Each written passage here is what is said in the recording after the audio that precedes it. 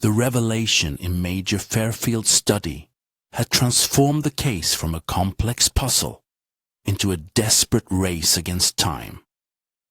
The knowledge that we were dealing with a meticulously planned series of executions, orchestrated by the very man who was ostensibly their final target, lent a new and terrifying urgency to our investigation. Colonel Sebastian Moran was not merely a murderer. He was a puppet master of the highest order. A man who was using the raw burning grief of others as the instrument of his own liberation. Back at Baker Street, the atmosphere was thick with a palpable tension. The fire in the hearth crackled and spat, a lonely sound in the otherwise silent room. Holmes, however, was a whirlwind of contained energy. The more desperate the situation, the more perilous the stakes, the calmer and more focused he became. He stood before the fireplace, his tall, lean frame silhouetted against the flames, his mind already several moves ahead in the deadly chess game we were playing. "We cannot simply wait for Moran to make his next move, Watson," he said, his voice sharp and decisive, cutting through the quiet of the room. "To do so would be to condemn Major Fairfield to death and to allow Moran to slip through our fingers like smoke. We must force his hand. We must disrupt his carefully constructed timeline. We must, in short, set a trap." His eyes gleamed with the intellectual thrill of the challenge. This was the part of the case he relished most. The transition from passive observation to active intervention. The moment when he moved from being a mere interpreter of events to being their architect. "But how, Holmes?" I asked, my mind still struggling to grasp the full, diabolical scope of Moran's plan. "The Crimson Shadow is a secret society. Its members are scattered, anonymous. How can we lay a trap for a ghost?" "By appealing to their single greatest weakness," Holmes replied, a thin, predatory smile playing on his lips.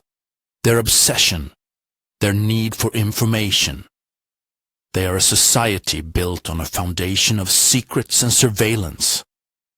They have been watching Lord Vance, and they are undoubtedly watching Major Fairfield. They will be hungry for any news, any development in the case that might affect their plans." He strode over to his writing desk and began to scribble furiously on a piece of paper. "We will use the press, my dear Watson. The press is the nervous system of this great city, a web of information and misinformation that reaches into every corner of society. And like any nervous system, it can be manipulated. We will plant a story, a carefully crafted piece of fiction that will be irresistible to our quarry." He handed me the piece of paper. On it, he had written a short, sensational article, a masterpiece of journalistic fabrication.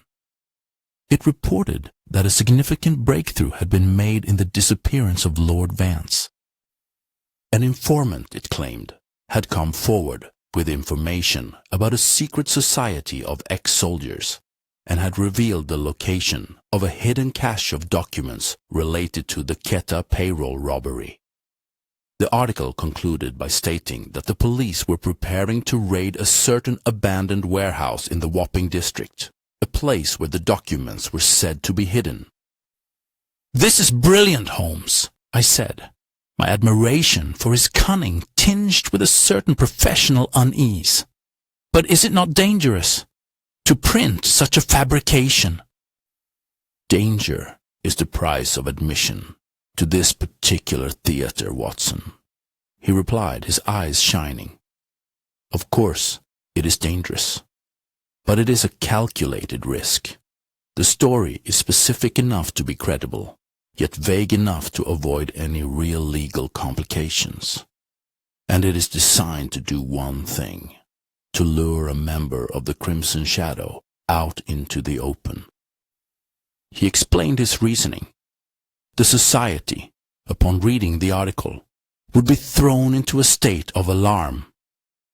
They would need to know if the story was true, if their secrets were about to be exposed.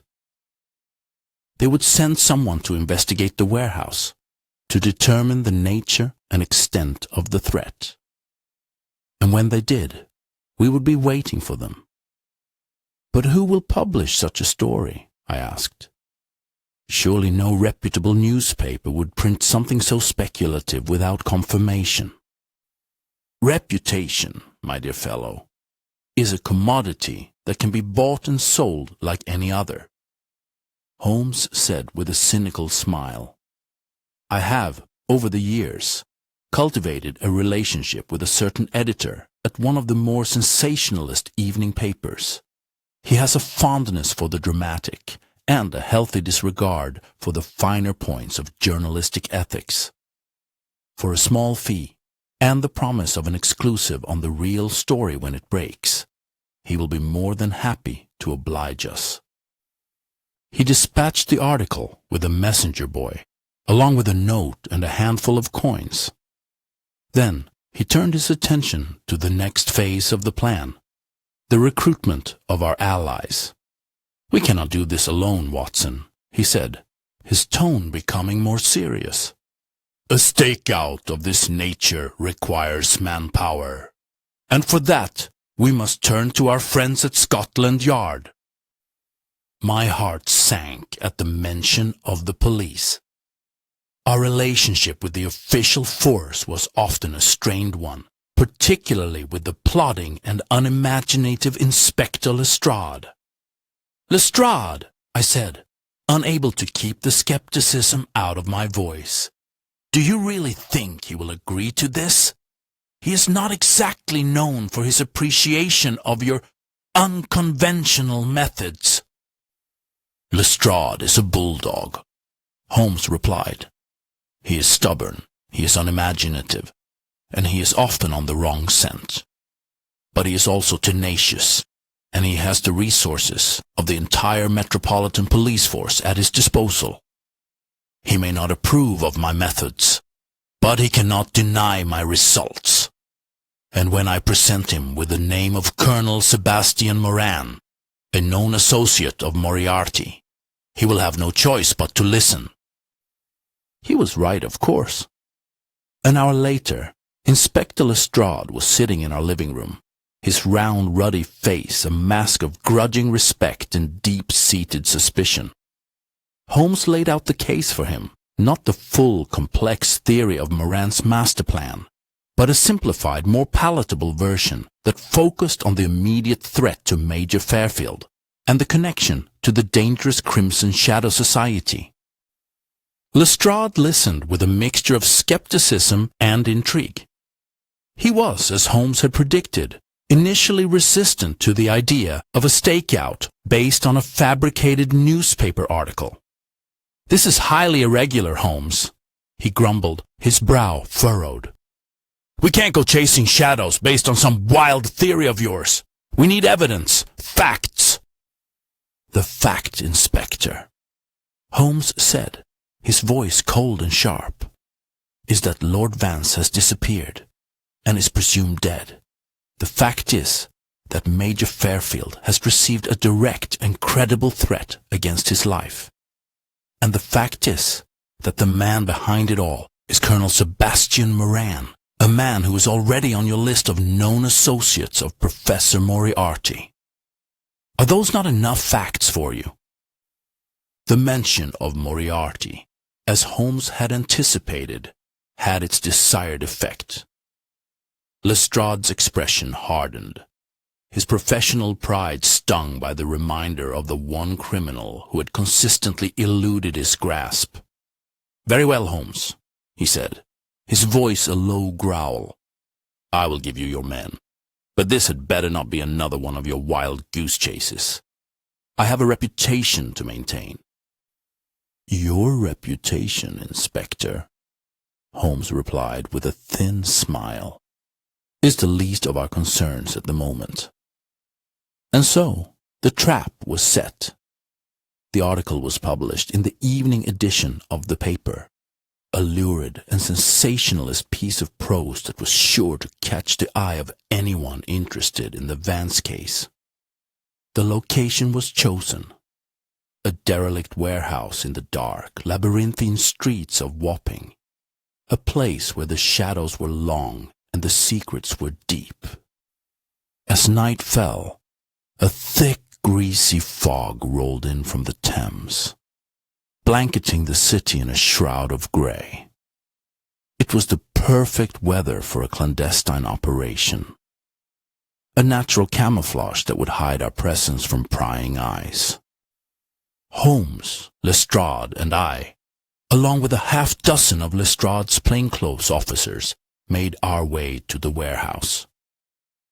It was a vast, decaying structure, its windows boarded up, its brickwork crumbling. The air inside was cold and damp, thick with the smell of rot and decay. We took up our positions, hiding in the shadows of the cavernous main floor, our senses on high alert. The waiting was the hardest part, a tense, nerve-wracking ordeal that stretched on for what seemed like an eternity. The only sounds were the dripping of water from the leaky roof and the distant mournful hoot of a ship's horn on the river. Lestrade was growing impatient, his skepticism returning with a vengeance. I knew this was a waste of time, he muttered, his voice a low grumble in the darkness. They're not coming. We're chasing ghosts.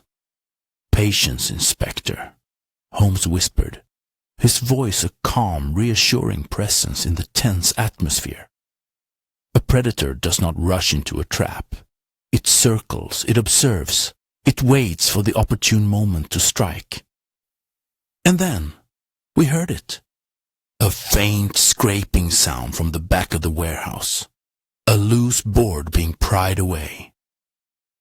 A moment later, a figure slipped through the opening, a dark silhouette against the faint light of the foggy night. The figure moved with a stealth and a purpose that immediately marked him as a man of experience.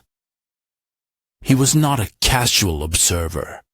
He was a professional, a soldier.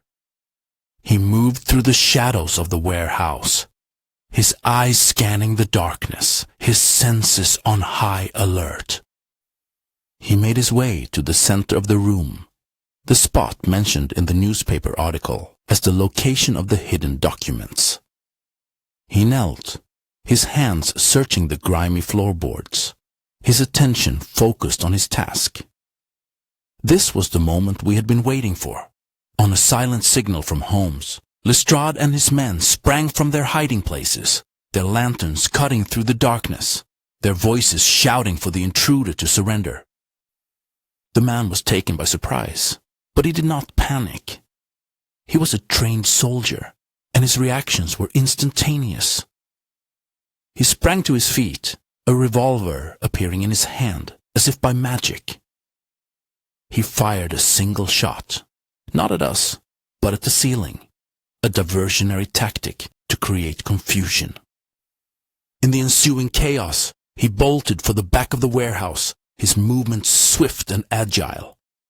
A chase ensued, a desperate, chaotic scramble through the dark, cluttered space. Lestrade's men were brave, but they were no match for the intruder's speed and cunning. He was like a rat in a maze, using the shadows and the clutter of the warehouse to his advantage. He led us on a frantic chase, his footsteps echoing in the vast, empty space. It was Holmes who finally brought him down. As the man scrambled up a pile of rotting crates, heading for a high window, Holmes, with a surprising burst of speed, cut him off. He did not use force, but logic.